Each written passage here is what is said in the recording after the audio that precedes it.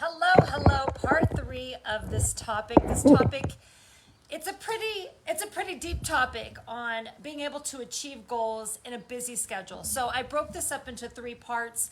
Today is day three of the three parts. So if you didn't get to listen to days one and two, those are just above this and they are recorded, and I do give you some homework steps. So in the homework steps of day one, just to quickly summarize, because I don't want to take a lot of time from you today, but in day one, we went through I asked you to list out on a schedule, like every hour from the hour you wake up to the hour you go to sleep, what you're doing specifically as best as you can in every hour of the day. And what this does is it shows us really what's happening, like realistically what's happening from, stepping back and looking at our whole schedule. For a lot of times we feel like we're busy and we're doing things, but we're doing a lot of things that are not moving us in the direction that we want to do, so we can replace some of the things, or we can actually block some of the things that we're doing throughout the day. Like say, for example, I brought up like texting and returning phone calls and just work emails and all of that, where we're shoving that in between other parts of our day. So we feel like we're overwhelmed and super busy, where we can just maybe prioritize that to a chunk of time, a few times in the day, where we're getting that done, specifically not doing anything else, not multitasking, as I say, which is not really a thing anyway, but we're able to really focus and get it done better and then move on. And then actually fill that time that's free now with a goal that we want to work on. So it could be like going out and going for a walk. Like maybe you don't spend the time to get your steps in or go take a walk, do some type of fitness program, workout, yoga, like whatever, doesn't matter what it is. It's just setting up the priority of taking care of yourself and like making that a normal thing. And then once that becomes easier, then you can go and like create a plan or follow a plan. But in the beginning, it's really about clearing space, right? Looking at the pie chart, there are birds chirping everywhere. Looking at the pie chart of our real life, like what's actually happening in this busy schedule. And we need to be the manager of our schedule and look at it and assess what needs to stay, what needs to go, what can be delegated, and actually act like a manager in our own life and our responsibilities for our goals. So if it's your goal to get better at something, work on something, but you keep saying I'm too busy, again, we all have the same 24 hours a day. We all have the same 168 hours in a given week. We all have to work. We all have to sleep. We all have to eat. But in the other hours, what are we doing? And how can we now prioritize those hours? So today's topic, just to wrap up everything, because now you have your schedule, right? You've written out your goal, your hours. Then yesterday I had you write out your real pie chart. Like what would you really like your day to look like if you had all the power? And side note, we do. Like we can. I know there's going to be things, because a lot of people come and say, well, Kathy, that's not true, because I have to do all the things, because if I don't do these things, then nobody else is going to do the things. And these are important. It's my family, it's my kids, it's my work, it's whatever. And I get it. There are things that you have to do, but there's also things that you're doing because it makes you feel like you're doing good. And I'm saying this out of just knowledge of my own personal experience, that I felt that I was being a good person. I was like being this martyr to everybody in my family because I was signing up to do all the things, and I was a better person because of that. And all that did was it brought up more resentment in myself. So ask yourself if what you're doing that feels too overwhelming is now creating resentment in the long run. And so that just affects the people that we love, and it's not fair to both ourselves as well as them. So we have to let the things go that must go, or ask for help, delegate, or just start letting the less important things go and focus on the priorities, because there are specific priorities that you can focus on, and that's going to move you in the right direction. All right. So for today, the big one in, just piggybacking onto what I just said, is learning how to delegate means also learning how to say no. The word no is a very scary thing for a lot of us who are used to just saying, sure, I'll do that. And when people ask you a favor, what do you usually say? Sure, of course I can do that. You bet, no problem, blah, blah, blah. And every time we say yes, and it might be something small, it can seem so insignificant, like how that's not going to take me that long. That's not a big thing. Like I could do that, or just one day, or it's just one couple hours, or whatever the thing we say is.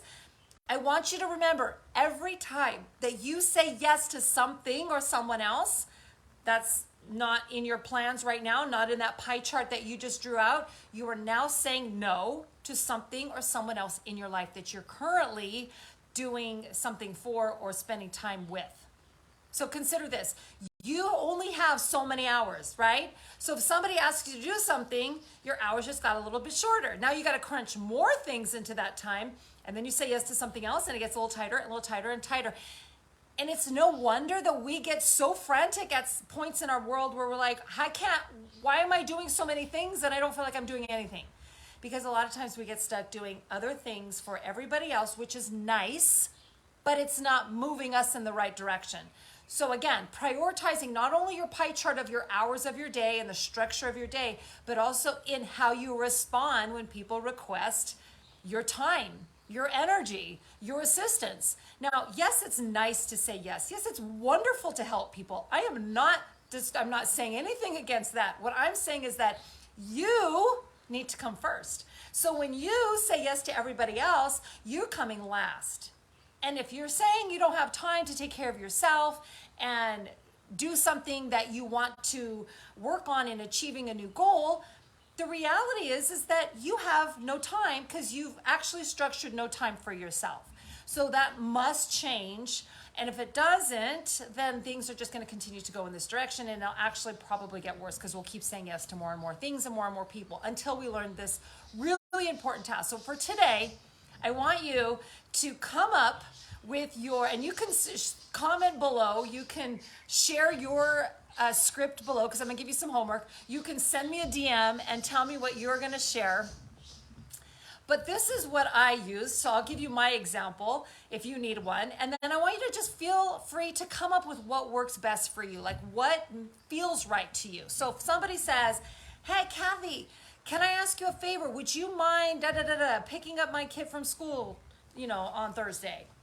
Well, my knee-jerk reaction, of course I want to help you. Yes, I would love to pick up your kid from school, but maybe my schedule is blocked out and I have no time available to pick up a kid at Thursday. But if I say yes, just because I want to be a good person, now I have to open up that time, wherever that time was that I have to go pick up the kid or whatever, the favor is that I'm being asked to do. And now I have to push everything else I had aside. So if I have a really packed day, that means things get pushed off. More than likely, I'm going to get pushed off like whatever I need to do for myself because it's not that important. It's only me, right? I'll be able to deal with it. But that's where we fall into our own, problems. So one really helpful tool, I had to practice this, and I did practice this in the mirror. And I would recommend to do this. Like, look yourself in the mirror because you're going to feel stupid, but it's such a good way to get it out of your mouth. Like, hey, Kathy, can you do this for me? Can you blah blah blah blah? Oh my gosh! Like my response is, oh, thank you so much for like I even forgot how I said it, but oh my gosh, thank you so much for thinking of me. That's what now it just comes out naturally that I don't say yes, knee jerk on the reaction anymore. I aim to look at my calendar. So this is what I say. Gosh, thank you so much for thinking of me. So look, I'm like, it's hard, okay? So I'm talking to you guys in person. When I say this, I take a breath. So let's practice, Kathy. So I go, oh my gosh, thank you so much for thinking of me. I'm not sure what I have at that time yet. Let me check my schedule and I will get back to you. And honestly, that's all you have to say. And that sounds really like legit, right? And normal because obviously there are most of my days where I don't remember what I have going on today, not to mention the rest of the days or the months of this week, right? And this month. So I have to revert back to my calendar to really figure out, do I have appointments? Like, am I able to do anything at that time in that day? So that's not a lie, but it actually also stops me from having to say no. Because when I say no, I feel like a bad person. And it's stupid, I know. But when I'm giving myself that, because it's a surprise of somebody asking me something on the spot, and if I just go, I don't think I could do that, I feel like a jerk. So instead, I've practiced, and you could see I still need a little bit more practice, but I don't say yes right away anymore. Like, I don't do that anymore. Like, that has changed completely. I pause and I go, gosh, thank you so much for thinking of me. Let me check my calendar and let me get back to you on that. And that's it. Like, it's a kind response. You say it with a smile, whether you're on the phone or in person. They feel your smile if they can't see you. Like, your smile shows up in your energy. And that alone is enough. And then you can go, and of course, you don't have to even check your calendar. You can just say, I don't have time in my life right now for anything extra. I need to practice saying no. So then you can go back to the person and say, you know what, I'm unable to do it that day. Sorry, I hope you can find somebody, or whatever. Like, you don't even have to say that. You don't have to do anything. You can just say no. But in, not wanting to be rude, we want to just come back with a very nice response and make them feel good that they asked you, because at the end of the day, that's what we're all about. Like, we want to help people, we want to be good people, and we want that energy to come back to us. So if we were just going to say, no, I'm not going to help you, well, then of course we're being a jerk, and that person's going to most likely remember that and not really care about helping us out or being there for us. So we want to always have that connection and the support between people in our lives. So having that boundary of having a something to say, I don't know, I lost my words now, but having like a comeback in that moment, that it's not no, but it's not like I'm doing now, like I don't know what to say. So then we feel obligated to say yes. So instead, having something that you memorize or scripted out, or you've practiced time and time again in the mirror, and it just comes out naturally. And it's just a normal response. It's not rude. It's not obnoxious. It's nothing bad. It's just saying, hey, I really don't know what I've got going on at that time. Let me check and I'll get back to you. And your goal is to say, I can't do it, but thank you so much for thinking of me. That's it, right? You don't owe anybody else another explanation. If you have a full schedule that you can't have time for yourself to get to your goals or achieve new goals for yourself, then you must practice saying no more often. I don't care what is being asked of you, like, you have to practice this, because more than likely you're saying yes to too many things and you've taken on too many roles and responsibilities, and that is our job to become our life manager, to manage our time and our space and what we're saying yes and no to. Okay, remember, every time you say yes, you're saying no to yourself or something or someone on your schedule. That is very, very detrimental to the long-term results of everybody in our lives. So hopefully this helps. And I'd love to hear your comeback. Like, what are you going to practice? What feels natural to you? Is it going to be what I shared with you? Like, gee, thanks so much for asking. Let me check my calendar. I'm not sure if I'm able to do that, and I will get back to you. Like, practice something like that just comes out naturally. Practice it. It might come out differently for you, or maybe you come up with a whole nother version of it. But the point is to have that natural response so that you give yourself pause. So you don't say yes to every single thing, because your goal now is to start clearing space and creating boundaries between you and everything else that's being asked of you. Because you, my friend, have goals to achieve, and you, my friend, don't have extra time. So we have to clear out anything that's not a priority, anything that's not moving us in the right direction, and practice being kind to other people, but also not taking on all of their requests on our time.